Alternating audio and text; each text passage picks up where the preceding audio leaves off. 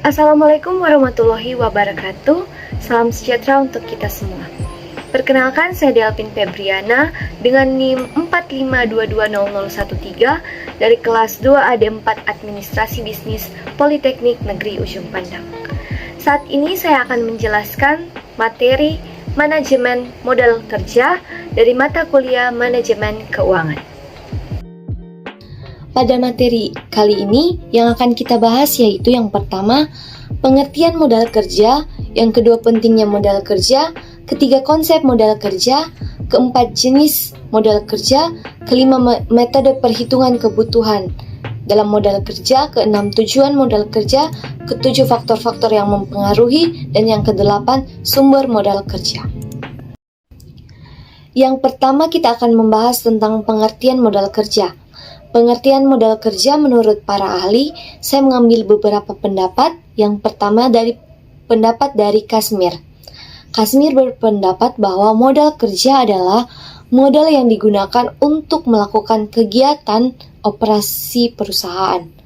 Modal kerja juga dapat diartikan sebagai investasi yang ditanamkan dalam aktiva lancar atau aktiva jangka pendek seperti kas, surat-surat berharga, piutang, persediaan, dan aktiva lancar lainnya. Sedangkan menurut Agnes Sawir tahun 2005, modal kerja adalah keseluruhan aktiva lancar yang dimiliki perusahaan, atau dapat pula dimaksudkan sebagai dana yang harus tersedia untuk membiayai kegiatan operasi perusahaan itu sehari-hari. Yang berikutnya, pentingnya modal kerja. Menurut Jarwanto tahun 2011, pentingnya modal kerja itu, modal kerja sebaiknya tersedia dalam jumlah yang cukup, agar memungkinkan perusahaan untuk beroperasi secara ekonomis dan tidak mengalami kesulitan keuangan. Misalnya, dapat menutup kerugian dan mengatasi keadaan krisis atau darurat tanpa membahayakan keadaan keuangan perusahaan itu sendiri. Yang selanjutnya adalah konsep modal kerja. Konsep modal kerja ada 3, yang pertama konsep kuantitatif, kedua kualitatif, dan yang ketiga konsep fungsional. Yang pertama konsep kuantitatif. Konsep kuantitatif pada modal kerja yaitu pada kuantitas atau jumlah biaya yang terdapat di dalam aktiva lancar. Kalau konsep kualitatif yaitu yang hanya berkaitan dengan aktiva lancar, di mana aktiva lancar ini digabungkan untuk membiayai kewajiban finansial perusahaan. Kalau konsep fungsional itu adalah konsep yang sebagian biaya akan digunakan untuk menghasilkan pendapatan dalam periode akuntansi. Yang selanjutnya, jenis-jenis modal kerja.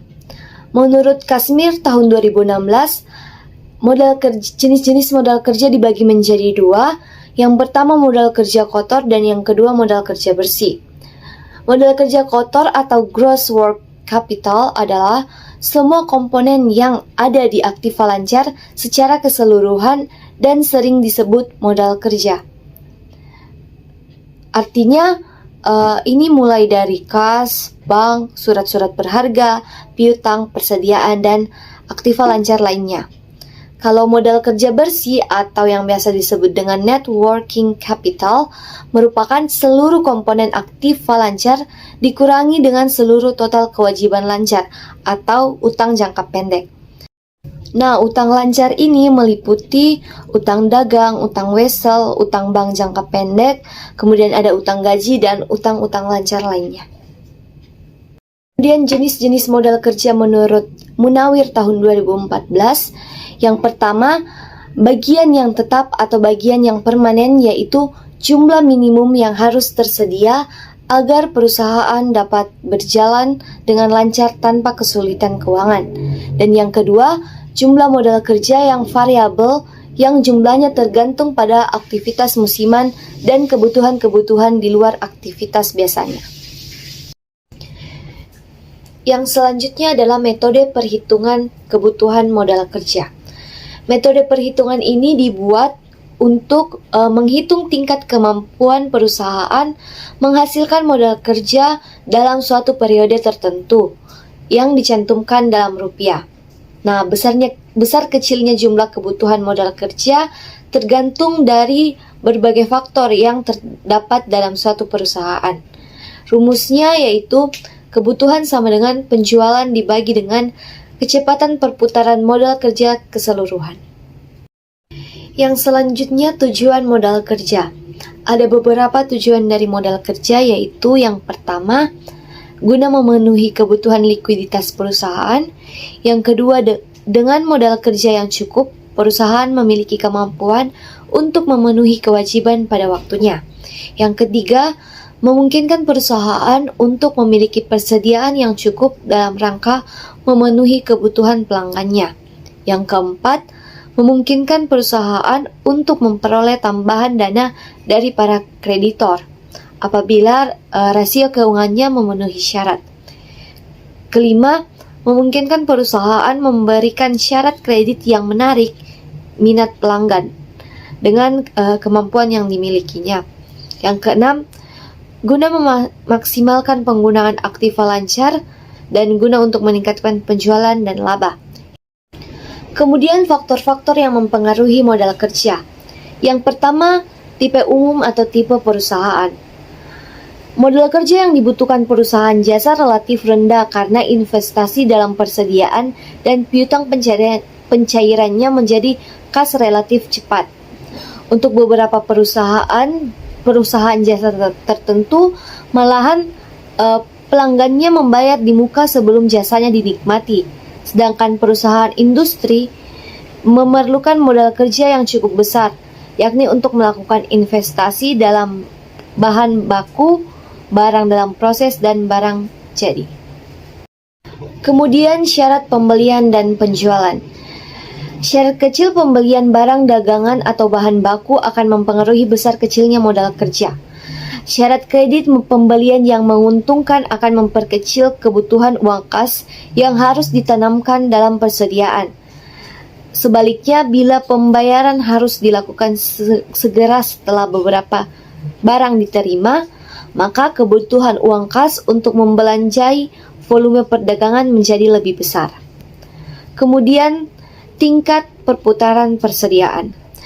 Jadi semakin sering persediaan diganti, yaitu dibeli dan dijual kembali, maka kebutuhan modal kerja yang ditanamkan dalam bentuk persediaan atau dalam bentuk barang akan semakin rendah. Kemudian pengaruh musim. Banyak perusahaan di mana penjualnya hanya terpusat pada beberapa bulan saja. Perusahaan yang dipengaruhi oleh musim membutuhkan jumlah maksimum modal kerja untuk periode yang relatif rendah atau relatif pendek. Modal kerja yang ditanamkan dalam bentuk persediaan barang berangsur-angsur meningkat dalam bulan-bulan menjelang puncak penjualan. Selanjutnya, sumber modal kerja. Yang pertama, sumber modal kerja dari hasil operasi perusahaan. Jadi jumlah net income yang tampak dalam laporan perhitungan laba rugi ditambah dengan depresiasi dan amortisasi. Nah, jumlah ini yang menunjukkan jumlah modal kerja yang berasal dari operasi perusahaan dan dapat dihitung dengan menganalisa laporan keuangan laba rugi perusahaan tersebut. Yang kedua, penjualan aktiva tidak lancar. Sumber lain yang dapat menambah modal kerja adalah hasil penjualan aktiva tetap, investasi jangka panjang, dan aktiva tidak lancar lainnya yang tidak diperlukan lagi oleh perusahaan. Perubahan dari aktiva ini menjadi kas atau piutang akan menyebabkan bertambahnya modal kerja sebesar hasil penjualan tersebut. Yang ketiga, keuntungan dari penjualan surat-surat berharga. Surat berharga yang dimiliki perusahaan untuk jangka pendek adalah satu elemen aktiva lancar yang segera dapat dijual akan dapat menimbulkan keuntungan bagi perusahaan.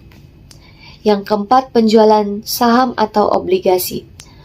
Untuk menambah dana dan modal kerja yang dibutuhkan, perusahaan dapat pula mengadakan emisi saham baru atau meminta kepada para pemilik perusahaan untuk menambah modalnya. Di samping itu, perusahaan dapat juga mengeluarkan obligasi atau bentuk hutang jangka panjang lainnya guna memenuhi modal kerja. Baik, itulah penjelasan tentang materi manajemen modal kerja yang bisa saya sampaikan. Dan untuk menutup presentasi saya pada saat ini, saya akan membacakan 2 kutipan motivasi yang saling berhubungan. Yang pertama dari kutipan motivasi dari Chairul Tanjung yang mengatakan bahwa modal utama pengusaha adalah jangan cengeng dan jangan mudah menyerah.